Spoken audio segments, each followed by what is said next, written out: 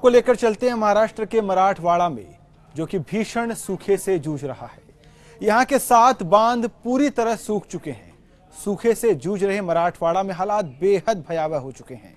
हालत यह है कि पानी के लिए छोटे छोटे बच्चे कड़कती धूप में भटक रहे हैं और काल का ग्रास बन रहे हैं। हम हर रोज आपको सूखे से संघर्ष कर रहे मराठवाड़ा के अलग अलग इलाकों का हाल बता रहे हैं और इसी कड़ी में आज न्यूज वर्ल्ड इंडिया संवाददाता रमन पहुंचे हैं महाराष्ट्र के मराठवाड़ा के बीड जिले में।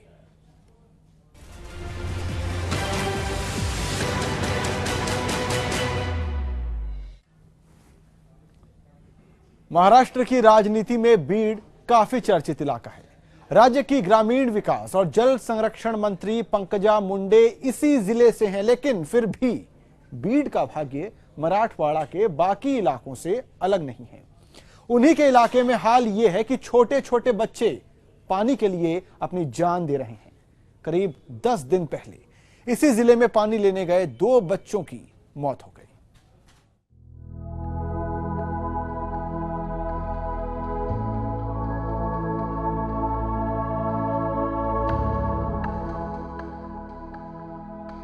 कुएं सूख गए हैं, तालाब सूख गए हैं, वो बांध भी सूख गए हैं जिनमें कभी लाखों लीटर पानी हुआ करता था।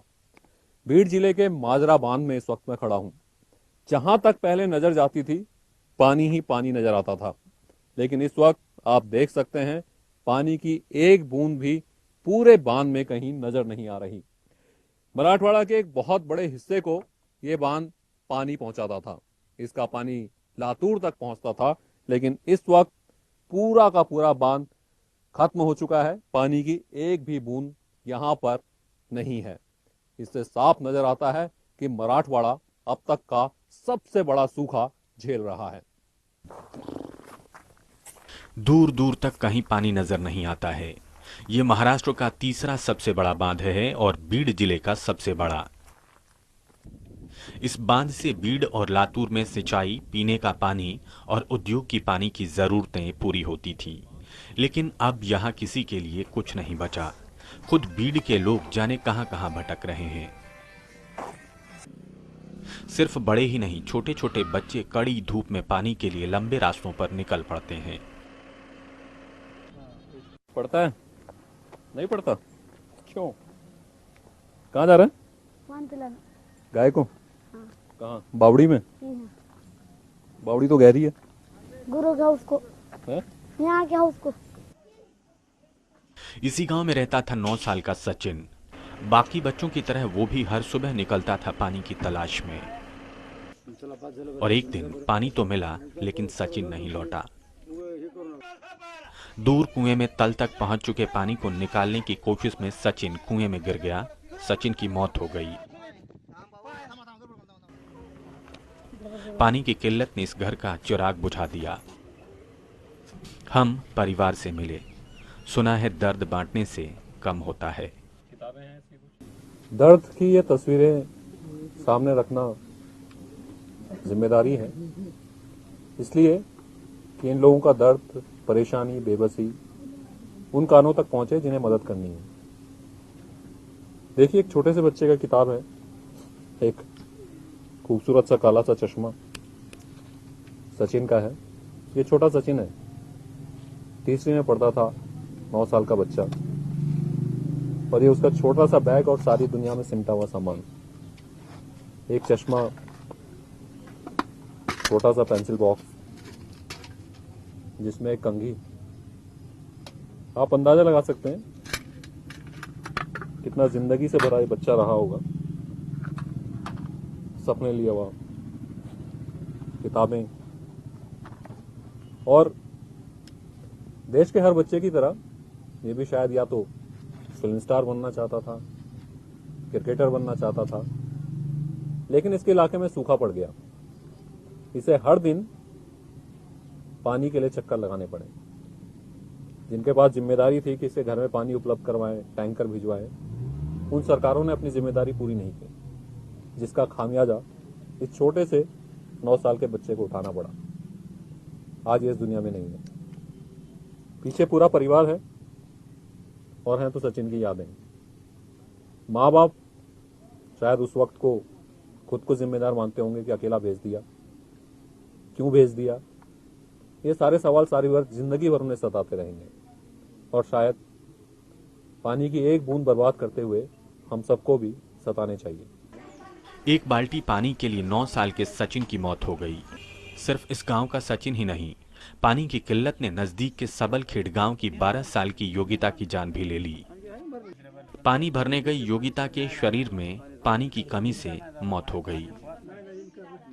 ये बात बीड़ से बाहर भी गई, सुर्खियों में भी आई, लेकिन पानी के लिए गई इन नन्ही जिंदगियों पर आंसू बहाने कोई नेता नहीं पहुंचा और न ही किसी अधिकारी को फर्क पड़ा। न परिवार को मुआवजा, न गांव में पानी के इंतजाम का भरोसा। अगर पहुंचा तो राजनीति चमकाने के लिए टैंकर। गांव वालों के लिए तो ये एहसान भी बहुत है, क्योंकि ऐसे ही एक घड़े पानी के लिए यहाँ नौनिहाल कुर्बान हो रहे हैं।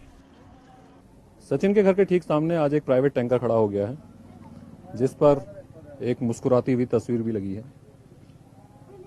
मोफत पिण्याचे पानी मुफ्त पानी, महाराष्ट्र नवनिर्माण सेना मनसे का ये टैंकर है।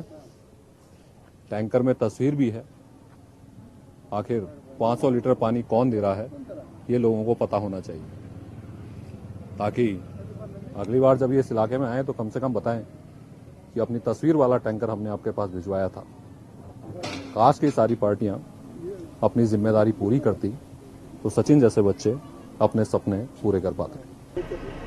करें भी तो क्या, इलाके के सबसे बड़े बांध वाले जिले के कुएं और नल सूखे पड़े हैं। जो थोड़ी बहुत राहत है वो ये टैंकर ही हैं। इनके इंतजार में सुबह से ही खाली बर्तनों की लंबी कतार लग जाती है। तापमान लगभग 43 डिग्री सेंटीग्रेड। पानी के सारे नल सूखे पड़े हैं। ये महाराष्ट्र के बीड़ जिले के बीड़ा गांव की तस्वीर है। पानी के नल कई सालों से सूखे पड़े हैं, इनमें पानी नहीं आता। बस टैंकर का इंतजार होता है कि टैंकर आए तो पानी पीने को मिले। वो भी टैंकर जो कि 5000 की आबादी में सिर्फ 2 या 3 आते हैं। उसके बाद पूरे दिन शुरू होती है जद्दोजहद, भाग दौड़ पानी की, क्योंकि टैंकर जो पानी लाते हैं उससे गला भी तर नहीं होता। बाकी काम कैसे हों, चाहे छोटे बच्चे हों, महिलाएं हों, बुजुर्ग हों या फिर घर के दूसरे सदस्य, हर कोई बस पानी की तलाश में लगा रहता है और ये तलाश किसी की जिंदगी भी ले लेती है। कड़कती धूप में लोग निकले भी तो क्या करने। जहां कभी लहलहाते खेत होते थे, पिछले 4 साल में वहां सिर्फ बर्बादी की कहानी है। लेकिन कुछ बुजुर्ग अपने खेत पर आज भी जाते हैं। इस जमीन से कभी कपास की खेती होती थी, सोयाबीन, बाजरा, लेकिन आज किसान खाली बैठे हैं। पिछले 4 साल से कुछ भी नहीं बचा है। ना पानी है, ना खेती है, सब कुछ राम भरोसे है। अम्मा, पानी है? नाही, खेती? शेती आहे की 5-6 एकर आहे. हो. उगा कुछ उगा? नाही, कितने सालों से यही हाल है? 4 साल झाले ना. हो, असलेच आहे. गुजारा कैसे चल रहा है अभी?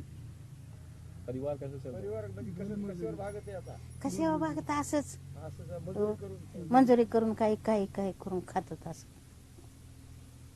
सरकारी मदद मिली कुछ? सरकार कुछ कर रही है? नाही, सरकार भी नाही. तो ये मराठवाड़ा के किसानों की लगभग हर जगह यही कहानी है। फसलें बर्बाद हैं। जो मदद की बात करते हैं वो मदद यहाँ तक पहुँच नहीं रही है और सिर्फ इंतजार है तो बारिश का, जो कि पिछले कई सालों से धोखा दे रही है। हर तरफ एक जैसा ही मंजर है, सूखे पेड़ पौधे और पानी के इंतजार में रखे खाली बर्तन। लेकिन एक जगह अचानक नजारा कुछ बदला सा था। हौद में पानी, बर्तनों की लाइन और हरियाली। शायद कोई चमत्कार ही है कि इस घर के बोरवेल में पानी निकल रहा है। मराठवाड़ा जहां सूखा पड़ा है, जहां जमीन पानी की बूंदों के लिए तरस रही है, जहां सूखे की, दर्द की, बेबसी की कहानियां सामने आती हैं, वहीं कुछ ऐसी कहानी भी आती हैं जो राहत देती हैं, ठंडे पानी की छींटों की तरह दिल को छू जाती हैं। मेरे साथ हैं अच्युतनंद भालेकर साहब। इन्होंने पहले देश की सेवा की, कारगिल में लड़ाई लड़ी, आज मराठवाड़ा की जमीन को सींच रहे हैं और भगवान की दया देखिए कि इनके बोरवेल में पानी आता है। चाहते तो सारा पानी अपने लिए रख लेते, क्या जरूरत थी बांटने की। लेकिन ये नेता नहीं है, ये फौजी थे, खड़े होते हैं दिन भर यहाँ पर, लाइन लगाकर अपने लोगों को पानी देते हैं। सर, सारा पानी अपने लिए क्यों नहीं रख लिया, इतना सूखा पड़ा है?